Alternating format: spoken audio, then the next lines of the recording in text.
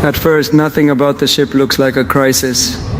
No missiles in the air, no flames on the horizon, no destroyer charging across the Gulf of Oman at 30 knots, just a merchant vessel moving through gray-blue water, its bow pointed toward the one destination American forces have spent months telling commercial captains not to approach.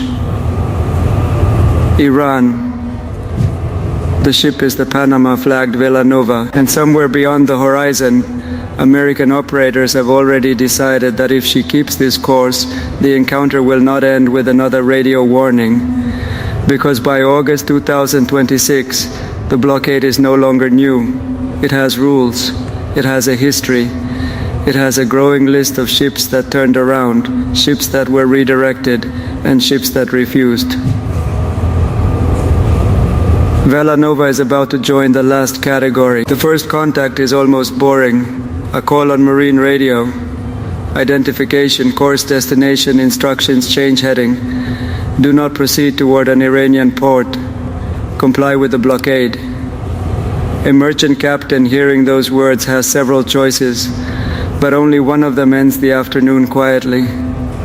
Slow down. Answer the radio. Turn away. Villanova does not, and that is where this stops being a shipping story and becomes a military geometry problem. Because a blockade at sea is not a wall. There are no gates, no fences, no concrete barrier stretching across the Gulf of Oman. There is only open water, radar coverage, aircraft, warships, identification data, and a simple question repeated over and over again. Where is that ship going? The United States announced the blockade in April, applying it to maritime traffic entering or leaving Iranian ports, while saying vessels merely transiting the Strait of Hormuz to non-Iranian destinations would not be stopped. That distinction matters. A ship is not a violator because it exists in the wrong ocean. It becomes a problem when its track, destination, behavior, or previous movements convince the force enforcing the blockade that it is trying to enter or leave Iran. And in modern shipping, a vessel leaves footprints everywhere, automatic identification broadcasts, port calls, ownership records, flag changes, commercial databases, satellite tracks, insurance paperwork, cargo declarations, radio traffic. A ship can repaint its funnel in a day. It cannot erase its entire life. That is why the first weapon in a blockade is not a missile. It is a database. Villanova keeps moving. Public reporting does not give us every cockpit call, every warning, or every minute of the encounter. That matters, because this is where dramatic retellings usually start inventing things. We do know the part that changes the day. American forces decide the ship has failed to comply. A US military helicopter closes the distance. Now imagine the scale difference. A helicopter is a machine you can park on a ship. A commercial vessel is a moving industrial district. From the air, its deck can stretch so far that the crew on the bridge looks less like a command team and more like figures behind the windows of an office building. Stopping something that large without sinking it is harder than destroying it. That sounds backward, but it is the entire problem. If the objective were simply to remove the vessel from the map, naval warfare has far more destructive options. But a blockade is not supposed to become a contest in how much steel can be sent to the bottom. There are civilians aboard. There may be hazardous cargo. There may be fuel. There are international shipping lanes nearby. And the political message is not, we can destroy merchant ships. The message is, this route is closed. So the desired result is not a wreck. It is a ship that cannot continue. That difference shapes everything that follows. The helicopter does not need to defeat the entire vessel. It needs to defeat movement. Think of a truck at a roadblock. Police do not need to vaporize the truck.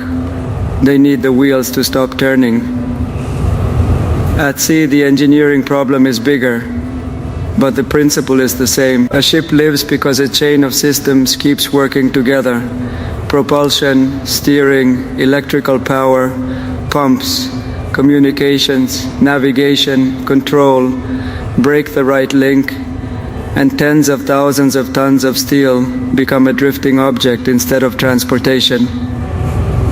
According to reporting on the August 11 incident, an American helicopter fired 2 Hellfire missiles and disabled Vela Nova. A fire was extinguished, and all 17 crew members were accounted for. 2 missiles. That is the moment the story becomes bigger than one ship. Because the Hellfire was not designed as a classic anti-ship weapon, it is famous for something else entirely. Helicopters, vehicles, point targets. Relatively small things compared with an ocean-going merchant vessel. Against a full-sized ship, a Hellfire looks almost absurdly small. But that is exactly why the weapon can make sense in a blockade. A huge warhead creates huge problems. A smaller precision weapon can create a very specific problem. The logic is surgical, at least in theory. Stop the machinery that makes the vessel useful, while avoiding the kind of damage that turns a maritime enforcement action into a mass casualty disaster. And Vela Nova stops. A fire is reported. Then the fire is brought under control. All 17 crew members are accounted for. The vessel is no longer continuing toward Iran. On a tactical map, the entire confrontation can be reduced to a symbol that changes color. Moving, then not moving. But the real significance is what every other captain in the region sees when that symbol stops. The blockade is not paperwork. It has teeth. And that is the part Iran has to solve. Because a blockade creates an ugly economic equation. If every ship obeys, the blockade works without firing. If some ships refuse and still get through, the blockade starts to collapse. The enforcement force therefore has to prove that non-compliance is more expensive than compliance, not once. Repeatedly. That is why the Vela Nova incident matters, even if the ship itself is not strategically important. A blockade is a credibility machine. Every interception feeds it. Every successful runner damages it. The whole thing depends on what the next captain believes before he reaches the line. Turn around and lose time, money, and perhaps the cargo contract. Keep going and risk losing the ship's mobility altogether. That choice is the battlefield. And the battlefield is enormous. Look at a map of Iran's southern coast. The Arabian Gulf narrows toward the Strait of Hormuz, then opens into the Gulf of Oman and the Arabian Sea. Ports, islands, shipping lanes, anchorages, and tanker routes overlap across one of the most economically important pieces of water on Earth. Before the war and closures, Hormuz was one of the great arteries of global energy. By August, traffic had collapsed from normal levels. Reuters reported only 8 vessels tracked through Hormuz on Tuesday, August 11, compared with roughly 130 to 140 daily transits before Iran's closure of the strait following the February attacks. That creates something strange. Less commercial traffic should make surveillance easier. Fewer ships, fewer tracks, less clutter. But it also makes every movement more politically important. When only a handful of vessels are passing through an area that normally handles continuous commercial flow, each hull becomes a signal. Where is it going? Who owns it? What is it carrying? Who insured it? Why did it change flags? Why did it turn off or alter its tracking behavior? Why is it slowing down here? Why is it accelerating there? This is not the old image of naval warfare, where 2 fleets find each other over the horizon and start firing. This is closer to financial forensics with aircraft overhead. And Iran has its own answer to that problem. not necessarily by sending a conventional fleet into a broadside duel with the US Navy. That would be the wrong contest. The American advantage in large-scale naval aviation, surveillance, integrated air defense, and precision strike is too obvious. Iran's advantage comes from making the environment complicated. Coastline, islands, small craft, civilian traffic, shore-based weapons, unmanned systems, drones, missiles, ambiguous vessels, ports where military and commercial activity can exist uncomfortably close together. The point is not always to win a clean fight. The point is to make a clean fight impossible. That is why every blockade enforcement flight carries a second question behind the first one. Can we stop this ship without opening another battle?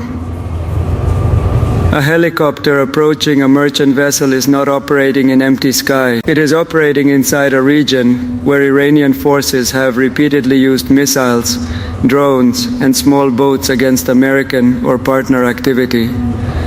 In May, CENTCOM said US destroyers transiting the Strait of Hormuz faced Iranian missiles, drones, and small boats. CENTCOM said none of the American ships were hit, and that US forces struck military facilities connected to the attacks. The message was clear. The water around the blockade is not passive. Every enforcement action takes place under the possibility that something else may enter the picture. A radar contact from shore, a drone, a fast boat, a missile warning, a new aircraft track, a merchant ship changing course at exactly the wrong moment. This is what makes the Vela Nova incident more interesting than the simple headline. The helicopter's visible target is the ship. Its invisible problem is the entire region. And that changes how time feels. On land, stopping a vehicle can happen in seconds. At sea, a vessel may need miles to alter course. Radio warnings can stretch across long minutes. The aircraft has fuel limits. Warships have other missions. Surveillance assets are watching multiple threats. Commanders are balancing escalation against enforcement. And the merchant captain may be betting on hesitation. That bet is not irrational. For decades, gray zone maritime behavior has depended on a simple assumption. The more politically complicated a target is, the harder it becomes to use force against it. A fishing boat near a warship, a tanker with civilian crew, a cargo vessel under a third country flag, a ship with confusing ownership. Every layer adds friction, and friction creates time. Time creates distance. Distance can create success. If the ship reaches protected waters, port approaches, or a position where intervention becomes more dangerous, the calculation changes. So the blockade force cannot wait forever. At some point, warnings have to become consequences. That is what happened to Vela Nova. And the weapon choice sends a message all by itself. A Hellfire is not a torpedo. It is not a heavyweight anti-ship cruise missile. It is not designed to break a vessel in half. The objective is controlled disablement. That phrase sounds clean in a press release. Reality is not clean. Metal burns. Machinery ruptures. Crew members can be injured or killed even when they are not the intended target. Fire at sea is never trivial. A stopped ship can still become a rescue problem. A damaged vessel can drift into traffic. Weather can change. Fuel can leak. Power can fail. What looks precise from a targeting display becomes messy the second physics takes over. That is why the survival of all 17 crew members matters, not just morally. Strategically, if the same enforcement action had killed a large number of civilian sailors, the story would be different. Iran would have a propaganda victory. Neutral shipping states could become more hostile to the blockade. Insurance markets could react harder. Governments whose flags appear on these ships could demand explanations. The military success could become a diplomatic loss. Instead, the immediate result was narrow. The ship stopped, the crew survived, the blockade remained in force, and the larger contest moved on. But here is the problem for Tehran. One stopped ship can be replaced. A pattern is harder to replace. CENTCOM's public releases show the pattern building month by month. In April, ships were told to turn around. By May, American forces were publicly announcing vessels that had been disabled after ignoring warnings. Some were stopped by cannon fire directed at steering systems. Others were hit with precision weapons. On May 6, CENTCOM said an FA-18 disabled the tanker Hasna's rudder with 20mm cannon fire. On May 8, it said 2 other tankers were disabled with precision munitions into their smokestacks. In early June, the numbers had grown further. On June 11, CENTCOM said 9 non-compliant vessels had been disabled, 135 ships redirected after complying, and 42 humanitarian vessels allowed through since enforcement began. Then the pressure shifted again as negotiations and ceasefire periods changed the pace of enforcement. By August, the blockade was active again, and Velanova became another test. Reuters described it as the 12th U.S. intervention against a vessel under the blockade since April. This is how maritime pressure works, not through one spectacular battle, through repetition, the same warning, the same choice, the same uncertainty, again and again until shipping companies, captains, insurers, brokers, and cargo owners begin making the decision before the Navy ever arrives.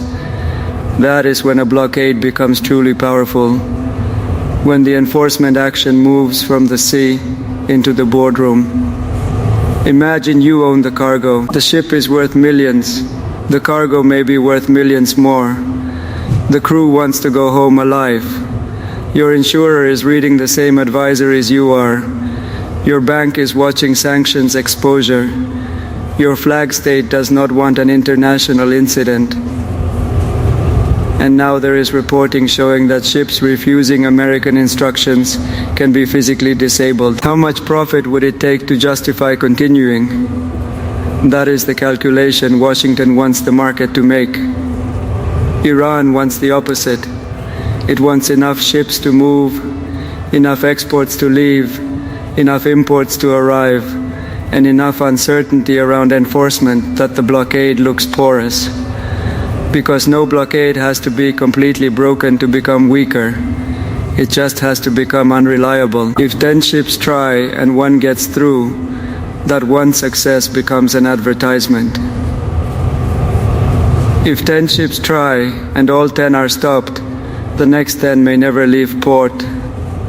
That is why the next confrontation matters more than the last one, and why the title blockade runner can be misleading if you imagine some lone captain making a heroic dash through shells. Modern blockade running is paperwork, routing, flags, ownership, timing, deception, and risk management long before it becomes a military event.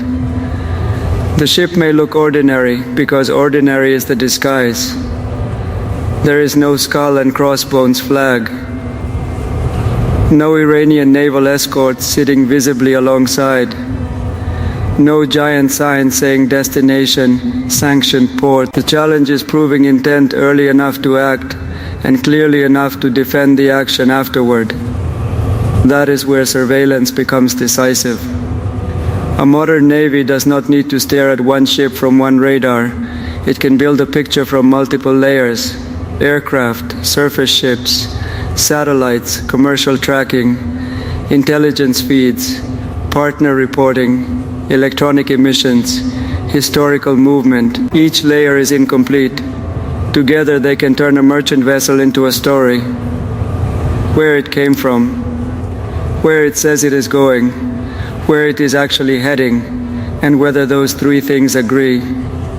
When they do not, attention rises. When the ship then ignores direct instructions, the ambiguity starts disappearing. Villanova apparently reached that point. The warnings failed. The aircraft fired. The vessel stopped. But the confrontation also exposes a weakness in blockade strategy. The United States has to keep doing this. Iran only has to find a way around it. That asymmetry matters.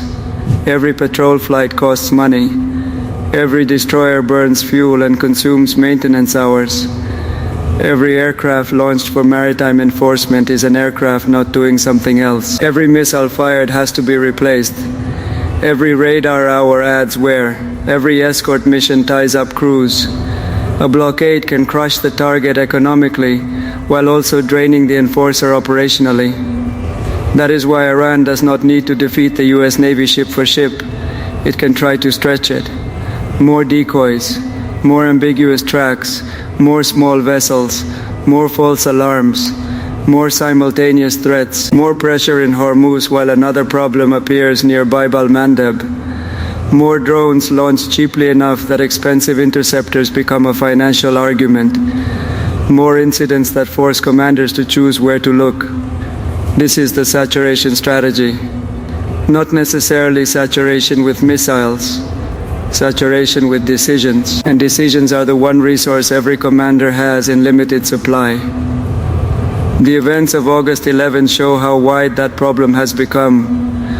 On the same day American forces were dealing with Villanova in the Gulf of Oman, a deadly attack struck the Egyptian-owned Tihama near the Bab al-Mandeb. Reuters reported 4 crew members and 2 rescuers were killed, with 10 others injured. Different waterway, different actors, same strategic map. The Middle East maritime system is not one choke point, it is a chain. Hormuz on one end, Bab al-Mandeb on another, the Red Sea above it, the Arabian Sea connecting the pressure zones. A disruption in one place changes routing in another. Shipping companies do not care which missile belongs to which political argument when they calculate risk. They care whether the route is open, whether crews are safe, whether insurance is available, whether arrival dates still mean anything. That is why 8 ships through Hormuz in a day can matter to people who will never see the Gulf. Oil traders notice. Refineries notice. Governments notice. Consumers eventually notice. A helicopter firing 2 missiles at one merchant vessel can become a small event inside a very large price chart. And Iran understands that. The United States understands it too. The blockade is therefore not just a military campaign against Iranian shipping. It is a contest over who controls uncertainty. Washington wants captains to believe the rules are predictable. Do not enter or leave Iranian ports. Answer warnings. Comply. Humanitarian traffic can be handled separately. Normal transit to non-Iranian destinations is not the target. Tehran benefits when those boundaries look blurred, dangerous, or impossible to enforce without escalating. That is the strategic struggle hidden beneath the dramatic footage. Not who can produce the bigger explosion, who can make the other side's system stop working. For Iran, the system is maritime access. For the United States, the system is controlled enforcement. And Villanova tested both. The ship tried to continue. The blockade responded. The ship was disabled. The crew survived. On paper, that is a clean American result. But do not confuse a clean result with an easy campaign. Every successful stop teaches the other side. Routes change, tactics change, flags change, timing changes. The next ship may not behave the same way. The next threat may not come from the ship at all. And the next captain may decide to force the Americans to make the hardest choice possible in front of the entire world. That is the strange reality of naval power in 2026. The biggest fleet does not always win by sinking things. Sometimes it wins by making one ship turn around. Sometimes by breaking its steering. sometimes by destroying just enough machinery that a voyage ends without the hull going under. The spectacle is smaller, the strategic effect can be larger. Because the real target is not steel, it is confidence. Confidence that Iran can still move goods through a blockade. Confidence that a shadow operator can hide behind a new flag. Confidence that a civilian hull creates immunity. Confidence that American commanders will hesitate forever. Villanova tested that confidence. 2 missiles later, the ship was no longer moving toward Iran. 17 sailors were still alive, and every captain watching the Gulf of Oman had one more data point to add to the calculation. The blockade was not theoretical. The warning was not ceremonial. And the next ship approaching that line would have to decide whether its cargo was worth becoming the next example. That is how a modern naval blockade actually wins. Not with one giant battle, with 1,000 smaller decisions made before the shooting starts. And on August 11, one of those decisions went all the way to the final step. Villanova kept going. The US military did not.